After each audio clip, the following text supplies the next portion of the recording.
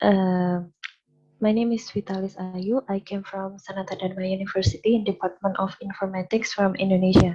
Right now, I want to present to you about my paper, Revisiting Mobile Crowdsensing and Open Challenge.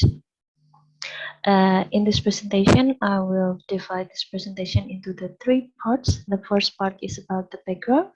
The second one is about issues and related work. And the third one is the potential solution of the issues. So actually, this is a mini review. The first one, we have to take a look back about the Internet of Things deployment. Internet of Things or IoT actually enable devices to talk to each other and sharing information. In traditional sensor network deployment, the dedicated sensors are placed in certain spots to cover a predefined area, and these sensors must send the result to the cloud server. However, this approach have some problems. The first one is about the deployment cost, because when we want to cover a certain area, we need to deploy a number of sensors. So if we want to cover a wide area, then we have to like place a lot of sensors to cover that, and that result in the large cost on transmitting data, because all the collected data will be transmitted straight to the cloud server, and then in the cloud server itself it will be high data processing in the central processing unit. So actually the background of this work, that this review, is that we already have a project in our laboratory that we did a simulation to collect air pollution data. We did this in our region in Yogyakarta, Indonesia. So we simulate some some bus to collect the air pollution data that generated by sensors. So we place sparse some some sensors in some places, and we collect them with the bus.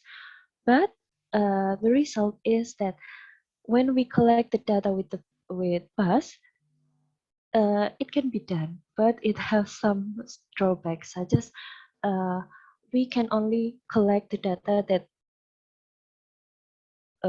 it generated in the lane of the road, like the roadside, and it cannot collect the data that which is not the best collector. And then we find several alternatives uh, using the crowd to sense. Actually, the crowd that we want to exploit it is the physical crowd. The physical crowd is the crowd of physical people, the people in schools and workplaces or in concert, the crowd of people in the junction, or the crowd of cars in the parking lot that have sensors embedded in it, and the crowd of buses in the terminal, or even the flock of pigeons. However, there are crowd of virtual crowd in a social settings, like in a WhatsApp, in a Facebook, in a Twitter or Foursquare. This means that although we not physically gather, but in the social or virtual settings, we gather together. Okay, the crowd sensing itself define the collective ability to sense a kind of phenomenon from different devices. But what kind of crowd?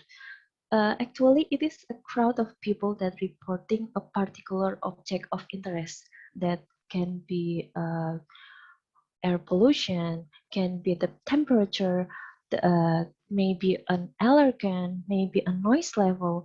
And this crowd of sensors actually not only just from like cars or bus or static sensors, but only with the mobile phone that owned by people. And why is it important? Because uh, the dynamic dynamic mobility of this crowd, we can take that benefit to assist that collect data collection. Okay, and then how it is visible? Is it visible right now? I think the crowd sensing enabler is really approachable. The first one is that we have an increasing smartphone ownership. The second one is we have an increasing computer power in our mobile device, and we have an increasing sensing capability of mobile phone. And the fourth one is human mobility are dynamic and can cover some wide area. And the last one, that in the development in recent days, the communication technology is varies. In the crowd sensing, there are two sensing scopes. The first one is personal sensing, that we can sense some personal data like that a person's temperature, the way we run or we move, and how much the heart rate and the location of a person. And the second one is about the community. In the community, it requires not just one person to contribute, but it just have to involve a lot of people or a lot of devices, because it observes a phenomenon like air pollution, like noise level and road condition. And this can be measured with two different techniques. The first one is participatory sensing. This participatory sensing actually have to involve the active participation from people. So the people need to report something with context awareness. So if there's an accident, we have to report that. And when there's a traffic jam, we need to report that and send it in the cloud. And the second one is opportunistic sensing. It just uh, more passive. So we need not to report that, but it sends automatically. But the automatic sensing, it come to the cost that it need to be more intelligent to sense in the right time and in the right context, in the right place, in the right time. Okay. Uh, in this research, we want to find the issue in this management layer of crowd sensing. The first layer is data collection, the second one is data forwarding, and third one is data analysis.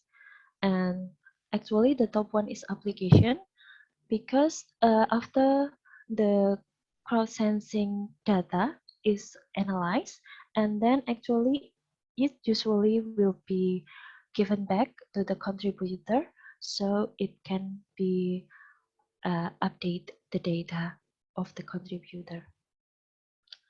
Okay, the first one is issues in data collection. In data collection, there are some issues. The first one is how to choose the right user to participate, because in the participatory sensing, user need to register to be able to be contribute.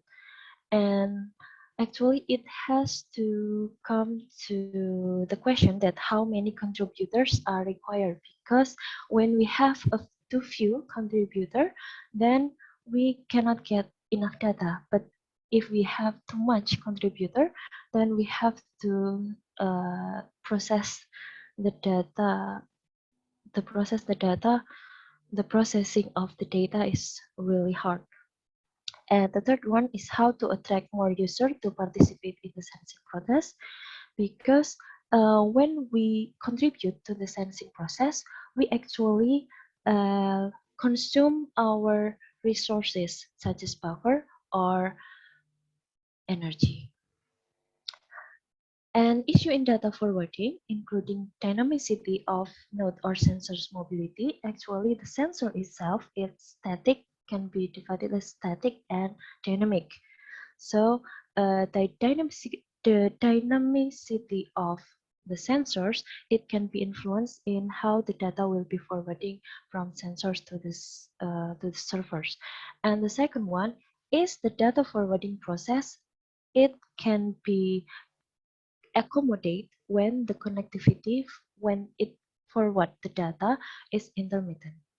And the third one is limited resources, because not every sensors will have good resources, such as a long battery, because actually a lot of sensors just powered on battery, and the power itself is not uniform for all the sensors. If the sensors in maybe in the roadside, maybe it has a lot of power and it has plug-in, so it has a lot of energy. But for sensors in the remote places, it can be that big enough power, and maybe the energy will be limited as it powered by battery.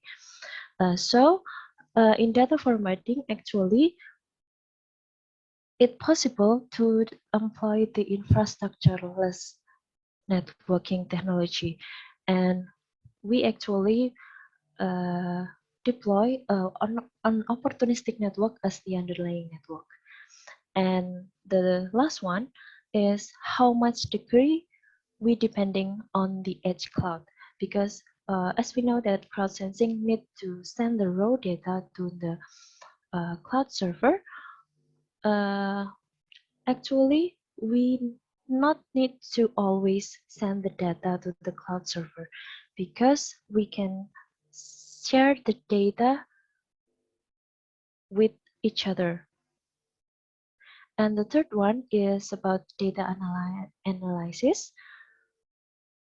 In data analysis, there are some issues such as how we can process the data. Is it centralized or is it decentralized? And the second one is how to we can aggregate the data, because when the data is collected centralized, it's easy to aggregate the data, but it will have maybe a lot of duplication. But in decentralized processing, we need to we implement some degree of distributed data processing. And the third one is the issue is how to reduce data duplication. And the fourth one is how to reconstruct or estimate missing data or data gap. Several existing work about crowd sensing. One introduced pure delegation forwarding to recruit participants in participatory crowd sensing. And then the SUR protocol proposed by Xiao use a greedy algorithm to recruit the nearly minimum user while ensuring the data quality and privacy using the semi-honest model. And the third one, Liu introduced an incentive mechanism to increase the participation of vehicle in the crowd sensing process. And the last one, Hassani using context-aware task allocation to measure similarity between task and users contact to compute the probability of successfully executing tasks for a given user. Actually, part of those four, we summarize the existing solution and related work in this table. So you can see that there are a lot of work that has been done in the crowd sensing, and it varies on the participation underlying technology, and it considers the data quality and sensing cost. This means that in the work, in the data quality that it checks, it prefers data quality over the other thing, and it in the next one, in the sensing cost, it indicates that this research it prioritize the sensing cost. And then uh, the crowd sensing application example, the first one is Fix My Street. It is a crowd sensing application to report a street problem. And then the compare prices of item across different stores. And the allergy map, it is spatial mapping of allergen distribution. And the second node is application to map air quality.